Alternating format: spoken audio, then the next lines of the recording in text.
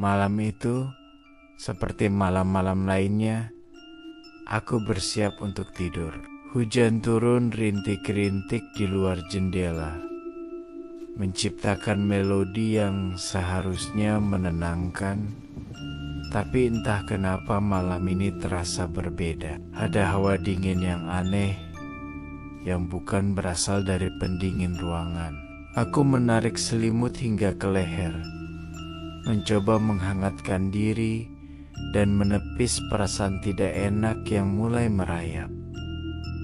Aku memejamkan mata, berharap bisa segera terlelap.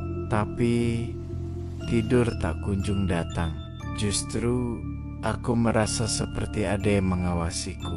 Aku mencoba meyakinkan diri, ini hanya imajinasiku saja. Mungkin karena terlalu lelah bekerja seharian. Aku membuka mata perlahan, memberanikan diri menatap sekeliling kamar yang remang-remang. Cahaya dari lampu jalanan di luar menyelinap masuk melalui celah tirai, menciptakan bayangan-bayangan aneh di dinding. Semuanya tampak normal, tidak ada yang aneh. Kursi di sudut kamar, lemari pakaian, meja rias, semua berada di tempatnya. Aku menghela napas lega. Mungkin aku hanya terlalu banyak menonton film horor. Aku kembali memejamkan mata, kali ini dengan lebih paksa, berharap kantuk segera datang. Beberapa saat kemudian, aku merasakan sesuatu yang aneh. Kasur di ujung kakiku terasa sedikit bergerak, seperti ada yang baru saja duduk di sana. Jantungku langsung berdebar kencang. Aku membeku, tidak berani bergerak sedikit pun. Siapa yang duduk di ujung tempat tidurku? Aku tinggal sendirian di apartemen ini. Tidak mungkin ada orang lain. Aku berusaha mengintip dari balik kelopak mataku yang setengah terbuka. Dan di sanalah aku melihatnya. Di ujung tempat tidur, dalam kegelapan yang pekat, duduk sesosok bayangan hitam. Bentuknya tidak jelas, seperti gumpalan asap yang lebih gelap dari malam itu sendiri.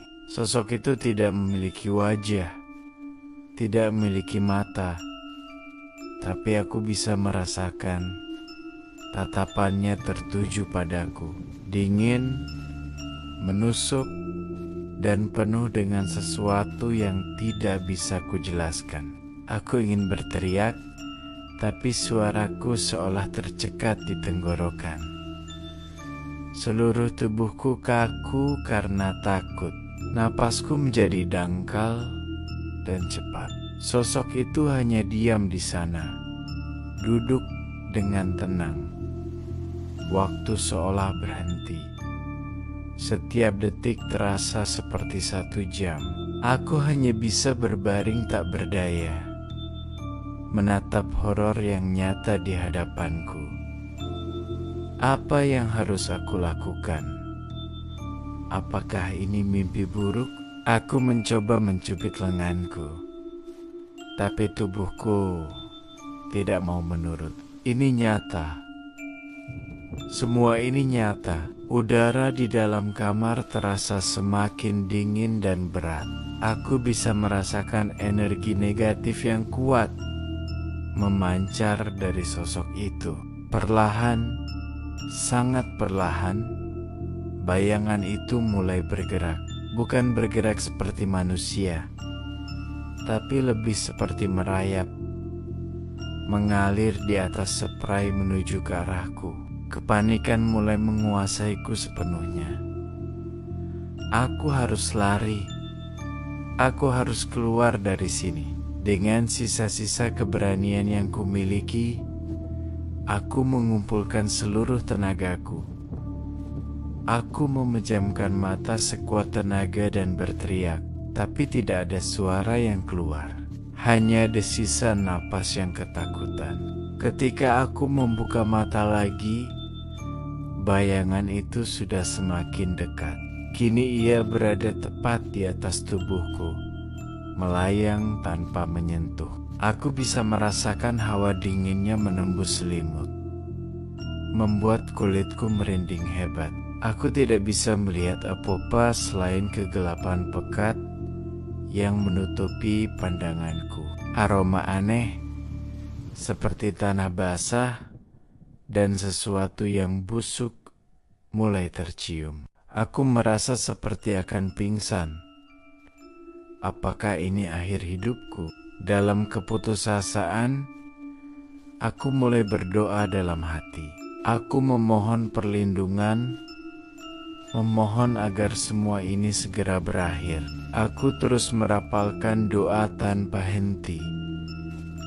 Dengan mata terpejam erat, entah berapa lama aku melakukannya. Aku hanya fokus pada doaku, mencoba mengabaikan kehadiran mengerikan yang ada di atasku. Perlahan, aku merasakan hawa dingin itu mulai berkurang.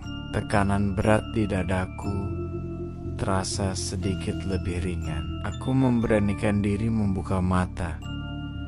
Sosok itu sudah tidak ada. Kamarku kembali seperti semula. Hanya ada aku, sendirian, terbaring di tempat tidur dengan tubuh gemetar dan keringat dingin membasahi seluruh badan. Aku segera menyalakan lampu kamar. Cahaya terang benderang memenuhi ruangan, mengusir semua sisa kegelapan. Aku memeriksa setiap sudut kamar. Di bawah tempat tidur, di dalam lemari, tidak ada siapa-siapa. Tapi aku tahu apa yang kualami tadi bukanlah mimpi. Rasa takut yang masih tersisa, aroma aneh yang samar-samar masih tercium, dan ingatan tentang bayangan hitam itu terlalu nyata untuk diabaikan. Aku tidak bisa tidur lagi malam itu. Aku hanya duduk di tempat tidur dengan lampu menyala terang sampai pagi datang. Sinar matahari yang masuk melalui jendela tidak pernah terasa sehangat dan seindah ini sebelumnya. Kejadian malam itu mengubah segalanya. Aku tidak pernah lagi berani tidur dalam kegelapan total. Aku selalu menyalakan lampu tidur kecil di sudut kamar. Setiap kali aku merasakan hawa dingin yang aneh atau mendengar suara yang tidak biasa, jantungku langsung berdebar kencang. Bayangan itu mungkin sudah pergi, tapi kenangan tentangnya akan selalu menghantui malam-malamku. Aku sering bertanya-tanya, apa sebenarnya sosok itu? Dari mana ia datang? Dan yang paling penting, apakah ia akan kembali? Cerita ini bukan hanya sekadar untuk menakut-nakuti. Ini adalah pengalaman pribadi yang mengajarkan aku bahwa ada hal-hal di dunia ini yang tidak bisa dijelaskan dengan logika. Terkadang, kengerian terbesar bukanlah monster yang kita lihat di film, melainkan bayangan yang muncul di sudut mata kita, di tempat yang seharusnya paling aman bagi kita, yaitu kamar tidur kita sendiri. Setelah malam itu, aku menjadi lebih peka terhadap hal-hal di sekitarku. Setiap bayangan, setiap suara derit, setiap perubahan suhu, semuanya terasa memiliki makna lain. Aku mencoba mencari penjelasan. Aku membaca banyak artikel tentang fenomena sleep paralysis atau ketindihan, di mana seseorang sadar tapi tidak bisa bergerak. Seringkali disertai halusinasi visual dan auditori. Banyak yang bilang, sosok bayangan hitam adalah halusinasi yang umum terjadi saat sleep paralysis.